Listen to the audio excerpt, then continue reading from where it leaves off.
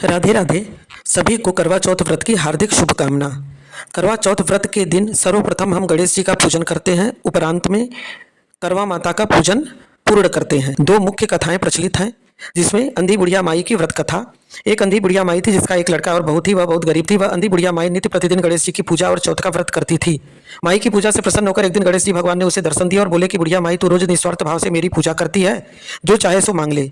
बुढ़िया माई बोली, हे विघ्नहर्ता गणेश जी भगवान, मुझे तो मांगना नहीं आता, सो क्या मांगू। तब गणेश जी भगवान बोले कि माई, मैं कल आऊंगा, तू अपने बहू बेटे से पूछकर मांग ले।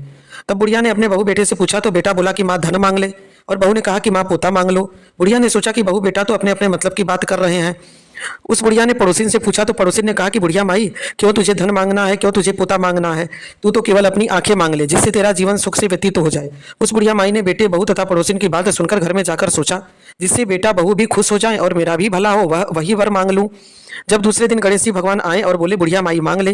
गणेश जी भगवान ने के वचन सुनकर बुढ़िया माई बोली, हे विघ्नहर्ता, अन्न देवो, धन देवो, निरोगी काया देवो, अमर सुहाग देवो, दीदा गोढ़ा देवो, सोने के कटोरे में पोते को दूध पीता देखूं, अमर सुहाग देवो और समस्त परिवार को सुख देवो, आपके श्री चरणों में मुझे स्थान देवो। बुढ़िया की बात सुनकर गणेश जी बोले, बुढ़िया माँ, तूने तो मुझे ठग लिया और कहती है कि मुझे मांगना नहीं आता। जो कुछ तूने मांग लिया वह सभी तुझे मिलेगा। यूं कहकर गणेश जी भगवान अंतर ध्यान हो गए। हे गणेश जी भगवान, जैसे आपने बुढ़िया माई को दिया वैसा सबको देना और सभी पर अपनी कृपा बनाए रखना।